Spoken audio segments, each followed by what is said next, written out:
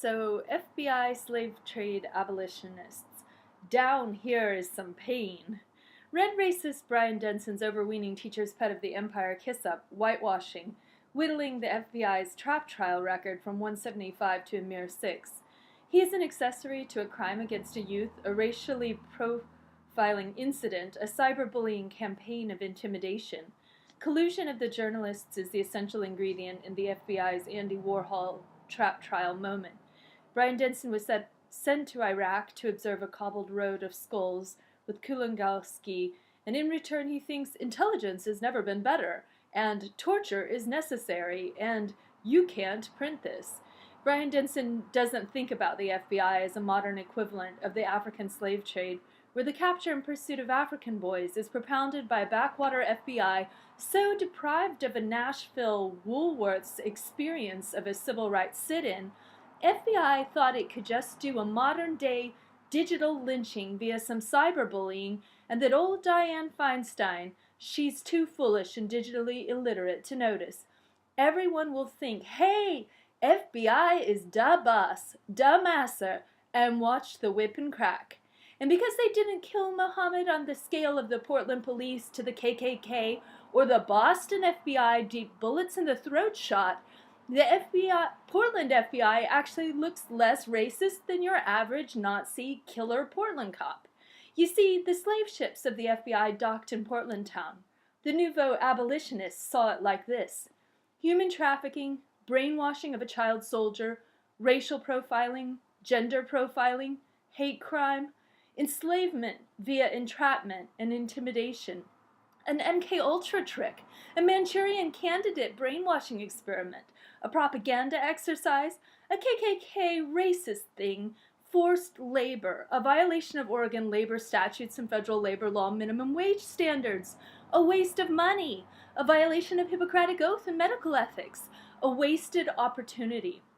So slavery is alive and well at the FBI. The medical experts gaze at their shoes, pretending not to notice. They are too occupied torturing primates to notice the FBI torturing real, living Somali humans.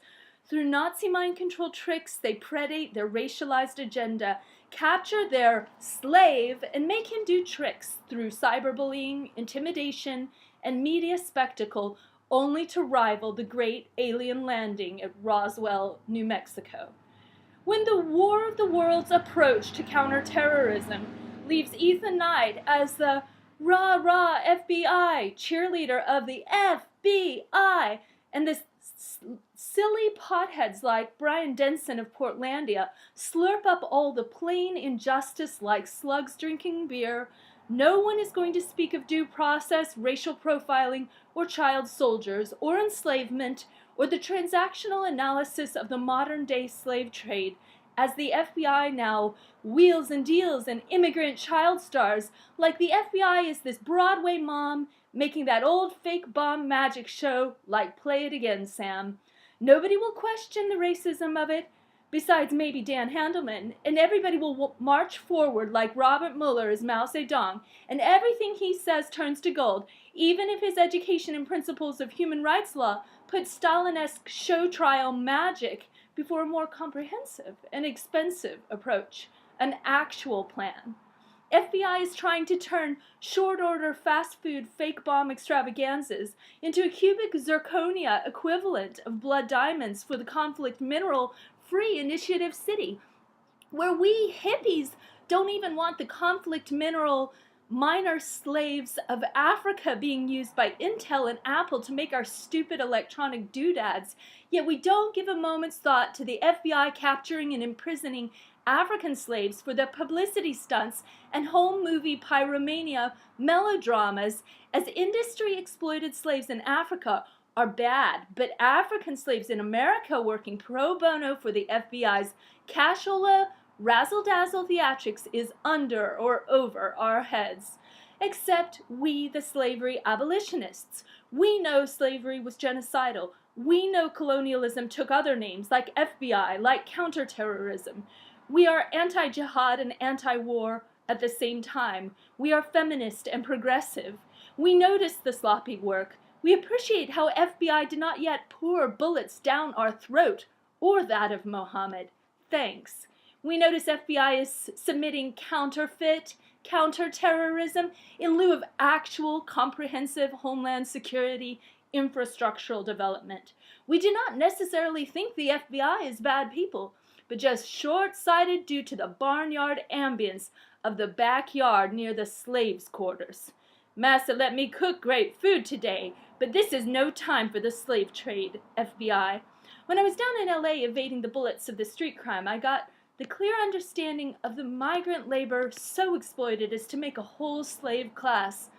Immigration's customs enforcement was lurking like the ultra-slave trader deceivers, ready to raid the Food Incorporated plantation and scare the slaves under control of threat of deportation. Raped on the farm lots, raped in the ICE detention centers, raped in Mexico. Slave labor picked your dinner, America, and the rape cost of your cheap food is a human rights cost so sad. Intel was the slave factory where Muhammad's fathers worked, who used slave labor mined minerals to make the computers for the e-waste of the digitally illiterate courts who used the Gen X FBI's fake e-evidence to trick the aging boomers into thinking an FBI trap trial is counter-terroristical when clearly exercises in Dungeons and Dragons-esque roleplay is just the FBI's way of crying out for help. The entire FBI trap trial I witnessed was a cry for help, a demand for elder care, a stunt, a primate adventure, a bully club like Lord of the Flies.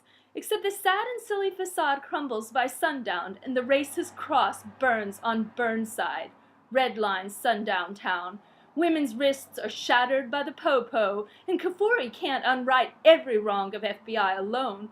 The slaves are shipped back to China, and the Japanese are rounded into concentration camps.